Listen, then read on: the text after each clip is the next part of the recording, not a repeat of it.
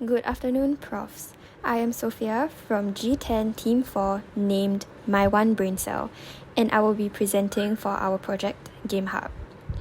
I will be going through the needs of our solution first, followed by reviewing our web application design. We will finally take a look at how our web application meets the project requirements. So firstly, we will be looking at the problem overview and why we think our web application is relevant.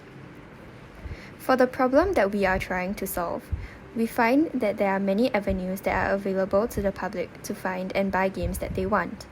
However, there is no platform that allows people the function to post their own game recommendations. We aim to address the gap in the lack of a platform and aim to provide them with a platform where they can share their love for their favorite games.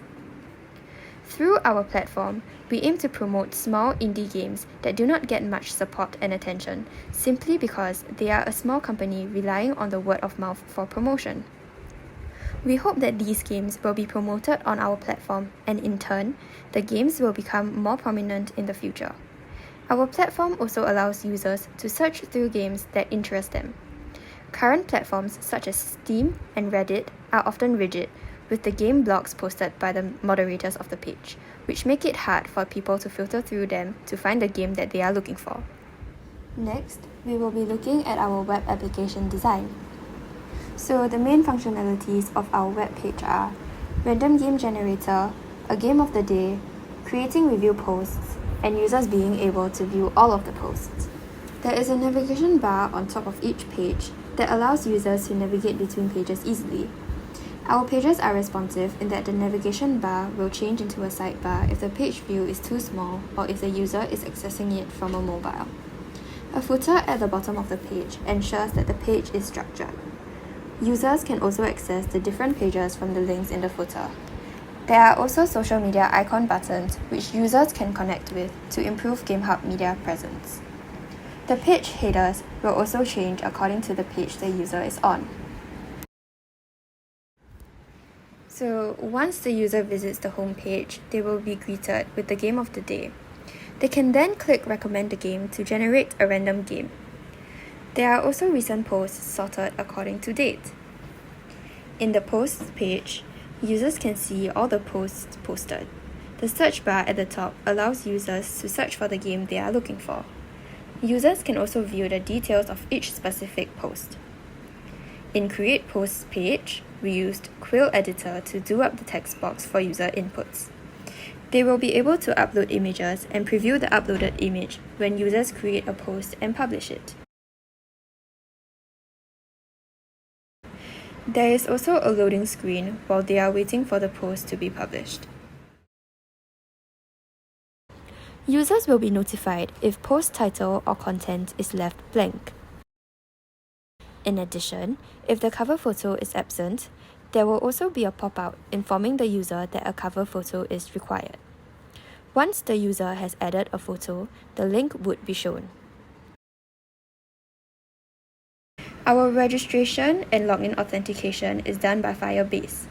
When a user forgets his password, he can enter his email address in the Forget Password page. An email will then be sent to his email for him to reset the password. In the profile page, users can edit their name and username. Our web page will generate an acronym for the username according to their first and last names. Finally, we will now be looking at how our design meets the project requirements. For the JavaScript project requirement, we used Vue2 framework. We used Vue router to link pages together, vif to display content depending on if the user is signed in, and vmodel to get the user's inputs. For example, in routing to the home page from the nav bar that is present in all of the pages, we firstly add this router link. Next, we route the pages in a separate file named index.js. We imported all the views that are available in the file, such as home from home.view. We could have just put this as /home to link it to the home page, but we will then have to change every instance of this routing if we are changing the path of our home page. Doing it like this, we can just change in index.js and every instance of the routing will change. An example of how we used vif is on home.view. Here, we make it such that if the user is not logged in, he will be seeing a welcome panel with a button to log in or register. However, if he is logged in, the welcome panel will not be shown. We used vmodel wherever we needed to get the user's inputs. An example is in login and register.view, where we used vmodel to get their login or registration details. Another example will be in createpost.view, which is the page where users will be directed to post their reviews about the game.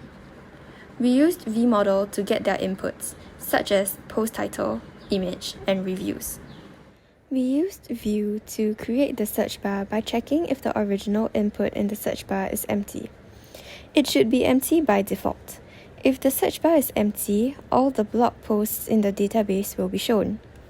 Else, if the search bar is not empty, we used the filter function to check if any of the titles includes the keyword that is in the search bar. To style our web application, we used SCSS framework. SCSS stands for Sassy Cascading Style Sheet, and it is a more advanced variant of CSS. The benefit of using SCSS is that not only does it support CSS code, but it also allows for additional functionalities such as styling pages in variables and nesting of style classes. This makes our pages cleaner and easier to understand. For example, in post.view, which is the page where all the posts are shown, we nested the classes bar and search button under search rep. This ensures that we do not need to redefine the box size and display styling when we define the two classes, making the code cleaner and more organized. We used Firebase as our backend data storage, as not only do Firebase offer real-time database, but also multiple authentication types. It serves as an authentication API and helps to store our users' information from when they create their accounts and post their reviews. As for how Firebase works, we firstly initialize Firebase in our web application and create a Firebase app object with our unique project configurations. For the data storage of the posts, we used Cloud Firestore, which is one of the available Firebase services. From createpost.view, for users to create posts there, @click will call the upload blog function and will store the blog ID, blog HTML, blog cover photo name, blog title, profile ID, and date into the Firestore database. For register.view, to register new users, we used @click.prevent to prevent the page from refreshing. And when the user clicks on register, the register function is called, and the async in front ensures that the action performed in the function is asynchronous. Only if the user has passed all the checks that they have included their email, password, first name, last name, and username, else it would show the error to fill up all the fields. We then use Firebase functions auth and create user with email and password. To create the user in our database, db.collection users will allow the creation of the user's collection if it has not been created yet, and .doc result.user.uid allows us to look up the user by their UID. We then set all the values we want to set in our database by using the set function. We will then store all the users into the collection and call it users. Now, moving on to our API, we used a free-to-play games database API to display a game of the day on the homepage of our website. Axios.get of the API will return a list of 365 games, complete with information like their titles, thumbnails, and URL. Using the date class methods, we calculated the current day out of 365. Hence, each day of the year has a unique game. When pressed, the button will call a method that generates a random number from 0 to 364, which is used to access the corresponding game in the list. We used DOM techniques to change attributes and inner texts of elements to display the information on the screen. CSS side of things, we made the picture's content opacity 0. On hover, the picture will blur and zoom in, and the opacity of contents turns to 1, revealing the game's title, a short description, and a link to visit them. And with that, we have come to the end of our presentation. Thank you for taking the time to listen to the presentation, and we hope you enjoyed it.